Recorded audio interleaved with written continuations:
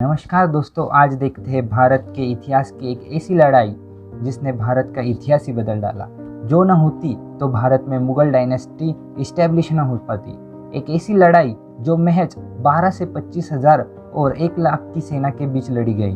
एक ऐसी लड़ाई जो सिर्फ 6 घंटों तक चली, पहली लड़ाई। तो आइए दोस्तों देखते हैं पानीपत की पहली लड़ाई।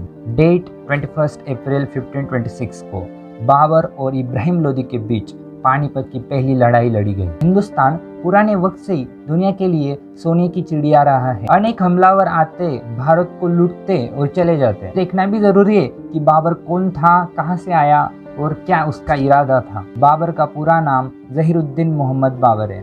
बाबर का जन्म फरगना में, जो कि आज के उज्बेकिस्तान में स्थित है, वहां पर हुआ। पर्शियन लैंग्वेज में बाबर का मतलब टाइगर होता है। बाबर अपने पिता उमर शेख मिर्जा की ओर से तैमूरलंग का 5वां वंशज था और मां की ओर से मंगोल नेता चंगेज खान का 14वां वंशज था। तो उसका शैतान बनना तो फिक्स ही था। बाबर अपने पिता की मौत के बाद सिर्फ 11 साल की उम्र में फरगना का शासक बना। बाबर को अपने जन्म से ही फरगना का शासन मिल चुका था। फरगना एक उज्बेकिस्तान में स्थित एक जगह है।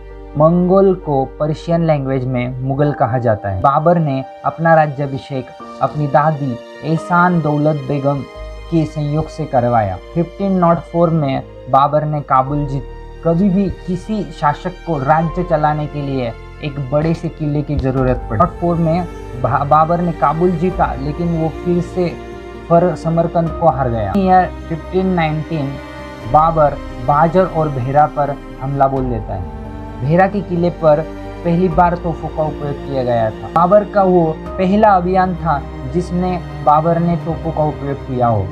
पुराने वक्त से ही भारत पर सभी आक्रमण वेल्थ के लिए किए गए हैं। 1524 को बाबर ने लाहौर और दीपालपुर पर कब्जा कर लिया। अब देखते हैं भारत की तब की सिचुएशन। तब भारत में 5 मुस्लिम राज्य और 2 हिंदू राज्य थे। 2 हिंदू राज्य मेवाड़ और नीचे साउथ में विजयनगर, और मुस्लिम राज्य थे दिल्ली, गुजरात, मालवा, ब्रह्मी और बिहार। इब्राहिम लोदी और दौलत खान लोदी के बीच मतभेद हुए। दौलत खान लोदी लाहौर का गवर्नर था और उसे पंजाब का गवर्नर बना। तो बाबर के पास पहले से ही वेल्थ की कमी थी।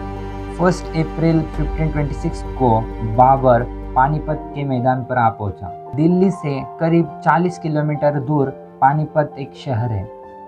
इब्राहिम लोदी के आर्मी के बीच यूनिटी नहीं थी। बाबर के पास सेना तो कम थी, लेकिन उसके पास काबिल कमांडर थे।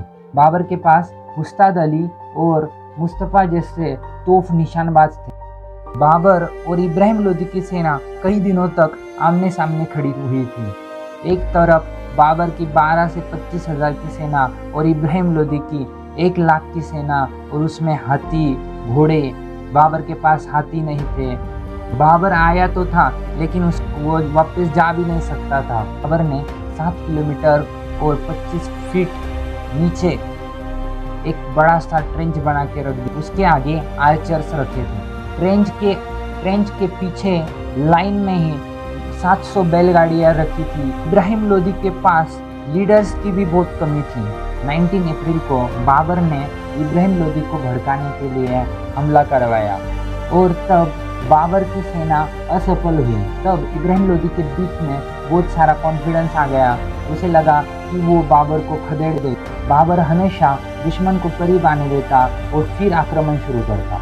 बाबर की तोपों की आवाज़ों से इब्राहिम खान के हाथी बौखला गए और उसकी सेना को मारने लगे, और बाकी का काम बाबर की सेना ने कर दिया, और ऐसे ही बाबर जीत गया और इब्राहिम लोदी हार गया। ये लोधी डायनेस्टी का अंत था। बाबर ने जीतने के बाद खुद को कलंदर ये पदवी दे दी। 1527 में बाबर ने राणा संगा के साथ भी लड़ाई लड़ी, और वो भी जीतने के बाद उसने खुद को गाजी पदवी दे दी। ने अपना आत्मकथा बाबरनामा तुर्की भाषा में लिखा। उसका अनुवाद अब्दुल रहीम खाना खान ने फारसी भाषा में तुजुकी बाबरी में किया।